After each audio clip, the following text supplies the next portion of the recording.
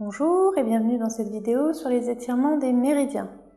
Aujourd'hui, nous allons parler du méridien du triple réchauffeur. Et pour commencer, nous allons voir ensemble le trajet du méridien principal. Il démarre dans l'angle de l'ongle de l'annulaire et remonte sur le dos de la main, passe par le milieu du pli du poignet. Il remonte sur le dos de l'avant-bras jusqu'au niveau de la pointe du coude. Il remonte sur l'extérieur du bras jusqu'à l'acromion, qui est la partie osseuse que l'on sent en arrière de l'épaule. Il longe le trapèze jusqu'à la dernière cervicale et revient au niveau de la clavicule. Il remonte ensuite sur le cou, contourne l'oreille et termine au niveau de la queue du sourcil. Vous vous en doutez, le méridien du triple réchauffeur possède également des trajets internes.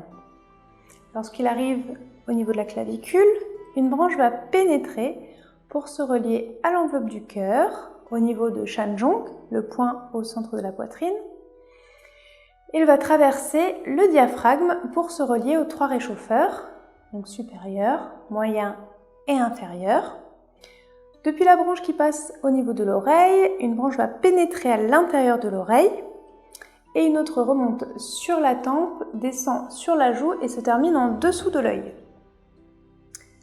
Nous allons maintenant passer au trajet du méridien tendinomusculaire du triple réchauffeur. Son trajet est relativement simple puisqu'il démarre au niveau de l'annulaire, il remonte sur le milieu du poignet, rejoint la pointe du coude et remonte sur l'épaule. Il longe ensuite le trapèze, le cou, monte au niveau de la mâchoire, devant l'oreille jusqu'à l'angle de l'œil et se termine sur la tempe. Depuis le cou, une branche passe aussi dans la mâchoire et pénètre dans la bouche jusqu'à la base de la langue. Je vous rappelle que vous pouvez vous inscrire à la chaîne et vous pouvez aussi activer la cloche pour recevoir des notifications à chaque fois que je publie une nouvelle vidéo. Et maintenant, nous allons donc parler du mouvement pour étirer ce méridien tendinomusculaire du triple réchauffeur. C'est parti!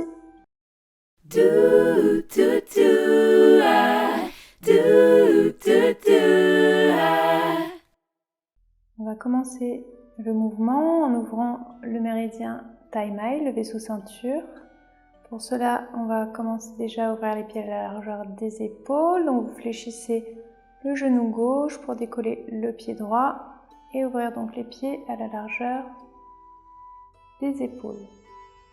On va donc ouvrir le Daimai et pour cela, on va joindre le pouce et l'annulaire et les autres doigts vont les rejoindre.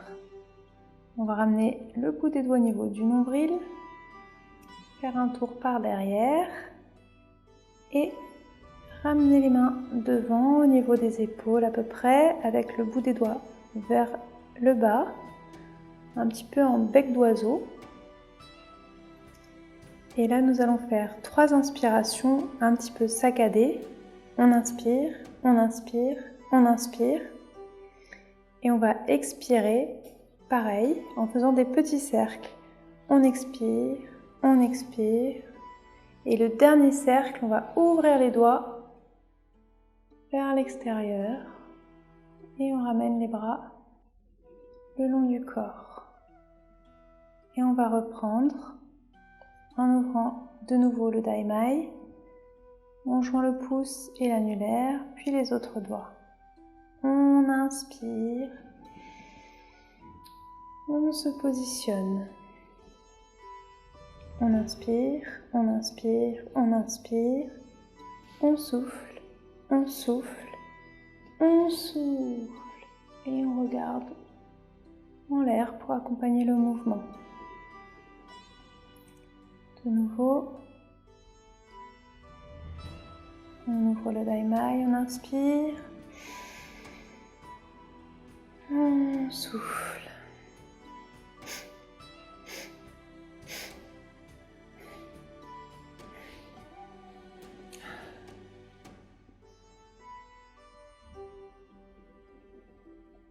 Et de nouveau. On ouvre le Daimai. On inspire une fois, 2 fois, 3 fois.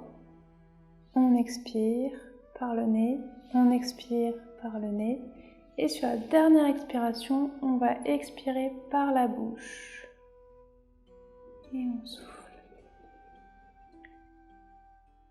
De nouveau, on ouvre le Daimai.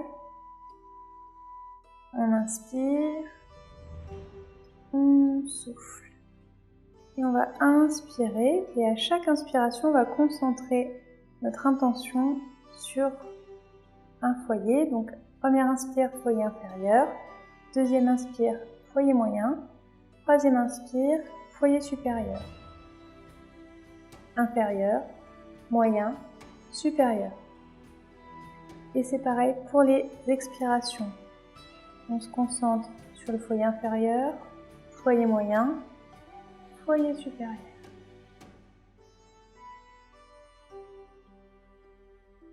Allez, une dernière fois, on reprend, on ouvre le Daimai, on souffle. Inspire, foyer inférieur, inspire, foyer moyen, inspire, foyer supérieur.